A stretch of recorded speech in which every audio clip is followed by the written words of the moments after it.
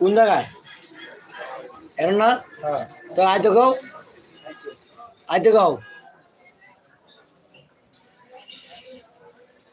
আজকে একটি নিউজ দেখলাম সেনাবাহিনী একটি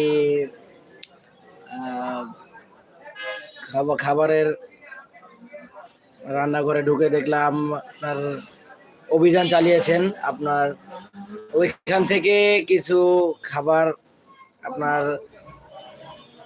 চলে যায় হচ্ছে গেল প্রতিষ্ঠানের নামটা হইতেছে আপনার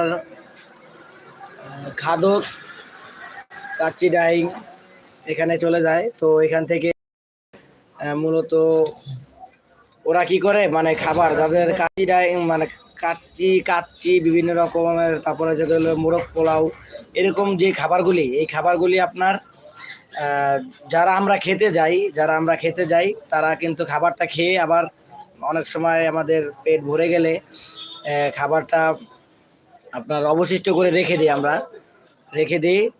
ওরা আবার এটা নিয়ে কী করে, ওরা এটা নিয়ে আবার ওইখান থেকে যে মাংসের টুকরাগুলি থাকে, এই মাংসের টুকরাগুলি এটা আবার ওরা বাছাই করে এটা আবার আলাদা রেখে দেয়। এটা নিয়ে কালকে একটা ভিডিও পোস্ট করব। ওরা খাবারটা রেখে দেয় এবং ওই খাবারটা আবার 2 দিন 3 দিন যাবত রেখে দিয়ে এটা আবার গরম করে আবার নতুন করে যে রান্না করে ওইখান থেকে আপনার এটার সাথে দিয়ে দেয়।